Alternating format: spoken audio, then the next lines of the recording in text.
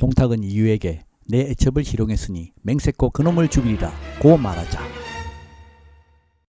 이유는 실수하시는 겁니다. 옛날 초나라 장왕은 전령의 모임 때 애첩을 희롱한 장웅의 잘못을 묻지 않았기에 후에 위태로울 때 장웅이 죽을 힘으로 구원했습니다. 참고로 이것은 전령지회라는 고사성어입니다. 초선은 한낱 여자지만 여포는 신봉 맹장입니다. 이번에 초선을 여포에게 하사하시면 여포는 죽음으로 보답할 것입니다. 라고 간청합니다.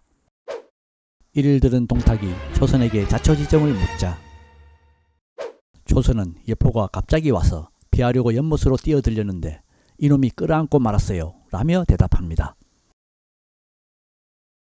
동탁은 초선에게 너를 여포에게 주려고 한다 고 말하자 초선은 울면서 벽에 걸린 칼로 목을 베려 하자 동탁은 칼을 빼앗고 껴안습니다.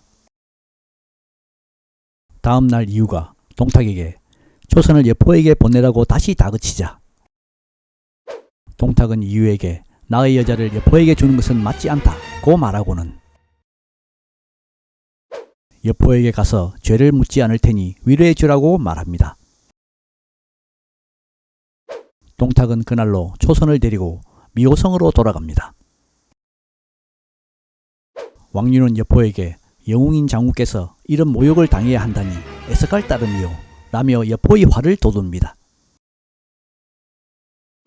이에 여포는 대장부가 살면서 답답하게 남의 밑에서 오래 지낼 수는 없지요. 내 이 늙은 도적을 죽여 치욕을 씻겠소 라고 소리칩니다. 왕윤은 여포에게 장군이 한나라 왕실을 지탱해 준다면 충신으로 역사에 남을 것이나 동탁을 돕는다면 반역의 신하로 역사에 기록되며 손가락질 받을 것이요 라고 말합니다. 여포가 가고 나서 왕윤은 즉시 복야 사손서와 사례교의 황환을 불러 언론합니다. 사손서가 천자께 말씀드려 사람을 동탁에게 보내 언론할 정사가 있다고 하며 동탁을 불러들이고 여포에게 군사를 매복시키게 한 후 동탁을 죽이는 것이 어떻겠소 라고 제안합니다. 그리고 사손서는 보낼 사람으로는 여포와 같은 군 출신인 기도위 이숙이 관직을 올려주지 않아 동탁의 원한을 품고 있다며 이숙을 추천합니다. 왕윤은 여포와 이숙을 초대했고 여포는 이숙에게 지난날에는 공이 나에게 정원을 죽이고 동탁에게 가라고 말했었지만 지금 동탁은 죄가 너무 많아 모두 원망하고 있어 제거해야겠소 라고 말하니 이숙도 동의합니다. 다음날 이숙은 미호로 가서 동탁에게 천자의 조서를 전달하며 천자께서 태사께 제위를 넘겨주시는 문제를 의논하자는 조서입니다 라고 말하니 동탁은 기뻐하며 즉시 신복, 이각, 곽사, 장제, 번조에게 미호성을 방비하게 하고 장안으로 들어갈 준비를 시킵니다. 초선에게는 내가 천자가 되면 너를 귀비로 삼을 것이다 라고 말합니다. 동탁의 수레가 장안에 도착하자 백관이 모두 나와 영접했는데 이유만이 병으로 나오지 못합니다. 동탁이 성으로 들어오자 여포가 축하를 합니다. 다음날 동탁이 황제를 아련하려 궁전에 도착하자 왕윤이 역적이 여기 왔다 고 크게 소리치자 숨어있던 여포와 병사들이 나와 동탁을 참살합니다. 모든 사람들이 만세를 부릅니다.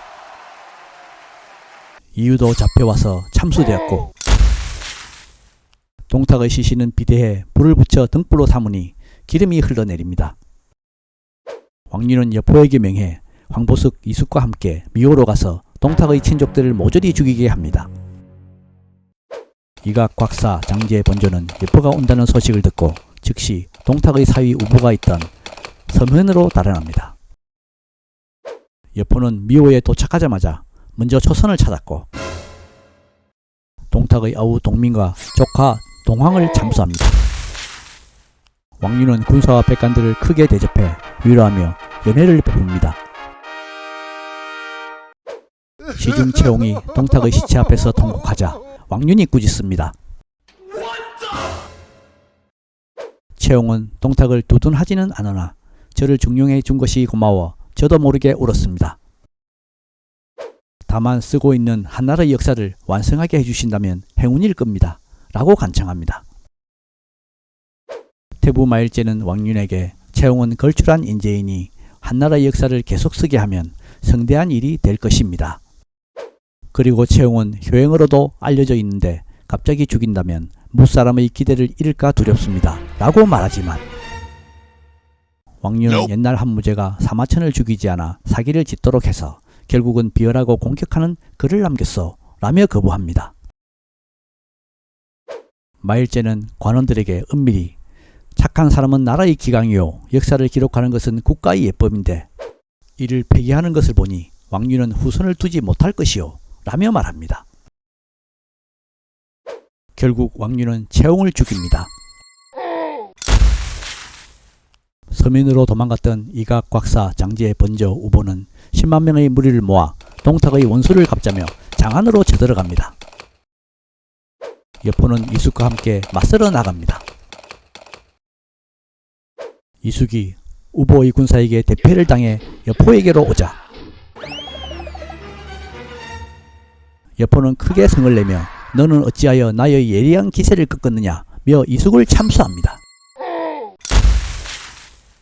우보가 여포를 공격했으나 상대가 되지 않자 우보는 신복, 호적가와 함께 황금과 진주를 수습해 군영을 버리고 도망쳐 버립니다. 그러나 강을 건너려 할 때 호적가는 황금과 진주가 탐이 나서 우보를 죽이고 우보의 머리를 여포에게 바치지만 여포는 호적가를 어리없다며 죽여버립니다. 이각은 여포의 군대를 만나나 당해낼 수 없자 도망을 가서 장군들과 언혼을 합니다. 이각은 여포는 머리가 나빠 내가 산골짜기 입구로 유인할 테니 곽사 장군은 옛날 한나라의 팽월이 초나라의 후방을 습격하며 교란시켜 유방을 도왔던 팽월의 팽월요초 전법처럼 징이 울리면 군사를 전진시키고 북이 울리면 군사를 거두시오 라고 말합니다. 그리고 장제와 번조 장군은 장안으로 쳐들어가시오 라고 지시합니다. 여포가 산 아래에 당도하자 이각은 싸움을 걸었고 여포가 달려들자 이각은 산 위로 달아납니다. 이때 산 위에서 화살과 돌이 떨어지자 여포는 추격할 수가 없습니다. 이때 곽사가 뒤에서 쳐들어온다는 소식에 여포가 되돌아가나 곽사는 이미 물러납니다. 계속 공격하다가 후퇴하기를 몇 번 하니 여포는 화가 치밉니다.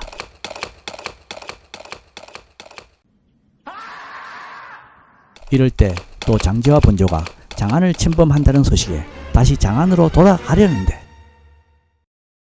뒤에서 이각 곽사가 쳐들어옵니다.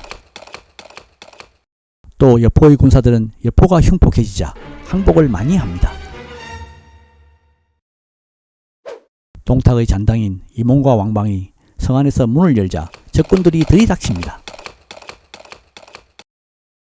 여포는 급히 왕윤에게 빨리 피하시지요 라고 하니 왕윤은 나라가 위급할 때 구차하게 살지 않겠소 라며 성 안에 남습니다.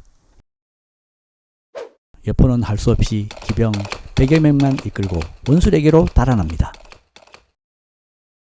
이각과 곽사는 관리들을 마구잡이로 죽였고 황제에게 왕윤을 내어주면 군사를 물리겠다고 요청합니다. 왕윤은 자청에서 뛰어나왔고 이각과 곽사는 왕윤을 죽입니다.